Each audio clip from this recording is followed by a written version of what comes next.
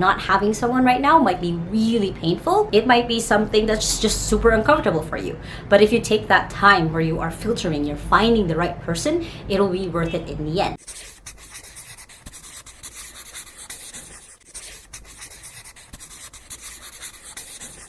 Hey there, and welcome back to my YouTube channel. Now, my goals at the end of this video is to be able to soothe any fears that you might have about hiring online, and of course what to do with them. Now, if this is your first time on my channel, my name is Lai Lacaba. I've been working from home since I was 15 years old and now run my own outsourcing company in the Philippines. And I post videos every Sunday and Thursday on how to work from home and how to run a business from home. So make sure to hit the subscribe button right there so you don't miss any of my videos. Now, when it comes to hiring online, yes, it can be scary. It can be very overwhelming. I'm going to illustrate with you guys the usual top fears that people have when it comes to hiring online and what to do with them. The first reason is people usually don't know where to start. Now, it can be very scary if you are a new employer or you just got a business and you just know that you need to delegate or hire someone to help you out with a few things. So the fear of not knowing where to start is super common and something that you shouldn't really worry much about. It is something everyone goes through as they're starting out. No one goes into hiring people or hiring a virtual assistant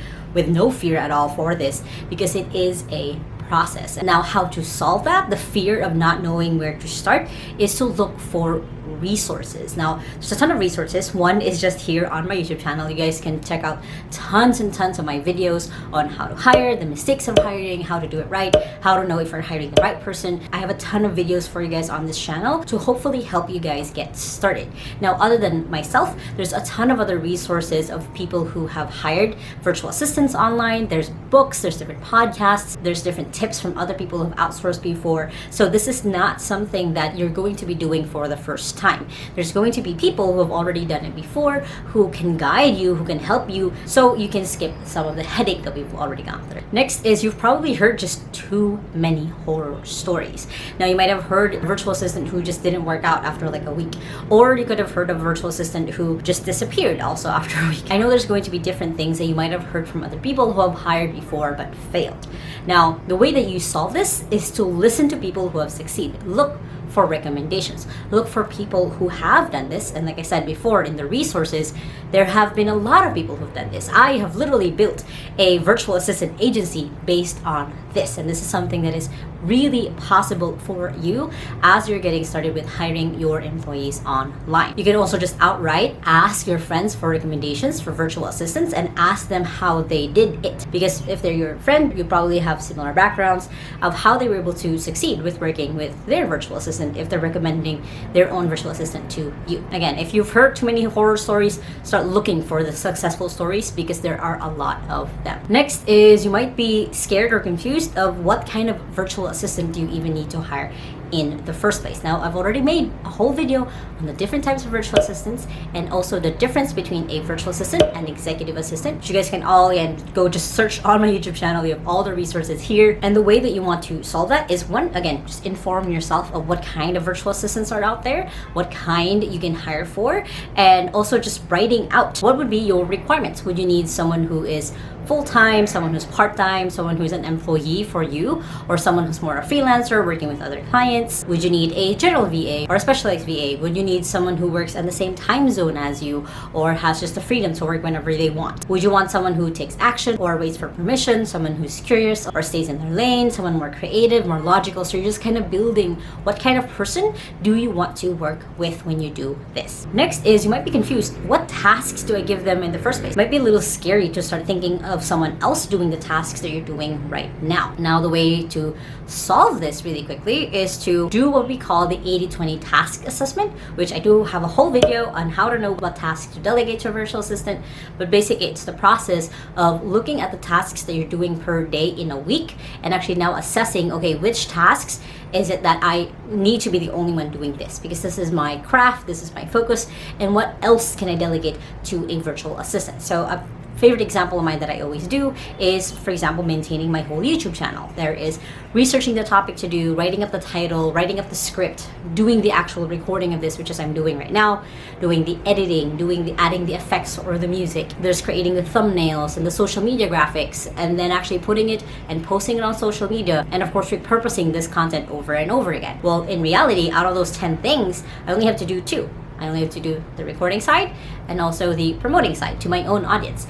Those are the 2 things that I do. Everything else I've delegated to my assistant Christina, who's super amazing. So try to find and notice in the things that you're doing every day, in the different processes that you have in your business, what are the different things that you can start delegating or giving to someone else without it hurting your business at all. If you think about it, if I started delegating how to record my YouTube videos to Christina, it wouldn't be my YouTube channel anymore. So these are the things that are absolutely not really something I can give to someone else. But there are other things in your business that you can. Next is you might just fear that you might just end up hiring the wrong person. And that is a legit fear of someone coming into your company, your business, in the thing that you've built from scratch, and them ruining it in some way, or them doing something else, or them, again, leaving or being disloyal or dishonest to you in some way. And that is, again, a real fear of a lot of people.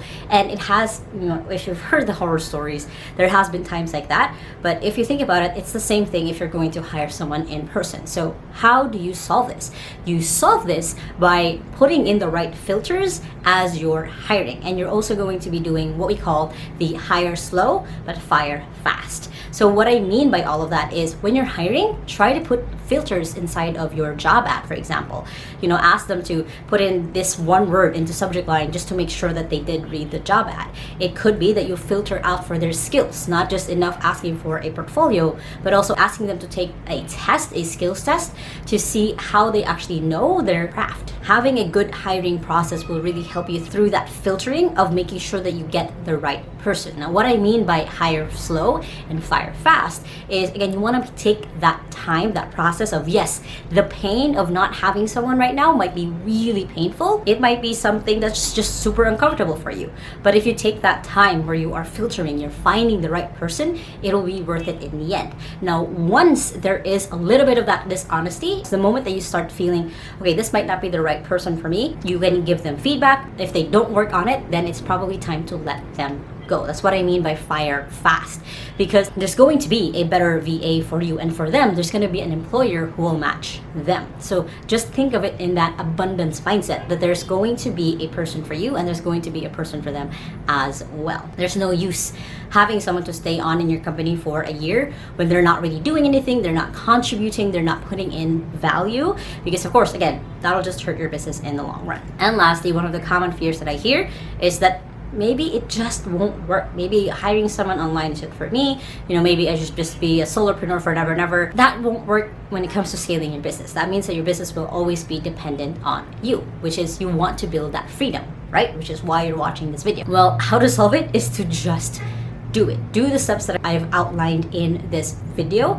Do your research, find success stories, find resources that you can follow of how to hire online, create your virtual assistant profile so you know who you're looking for, know what to delegate and what to not delegate, build out a hiring process for these people who are coming in. Just start, because you won't really gain anything by not doing it. And when you do it, you gain knowledge. You become a better employer, a better manager. You will free yourself up. You'll find people who loves doing what you don't like doing in your business, the thing that's usually a feeling of a grind. You'll find people who would actually love doing that. Now, if you guys like this video, make sure to hit that thumbs up button right there and comment below what other fears do you have when it comes to hiring online, and I would be more than happy to help walk you guys through that fear and find different ways that we can solve it, that we can find solutions basically, so you can get started hiring online. Now, if you guys still haven't yet, make sure to hit the subscribe button right there so you don't miss any of my videos every Sunday and Thursday on how to work from home and how to have a business from home, which you guys can check out the 2 playlists right here and the latest video right here. I hope you guys have an awesome day. Remember that small steps matters, and I'll see you in the next video. Bye.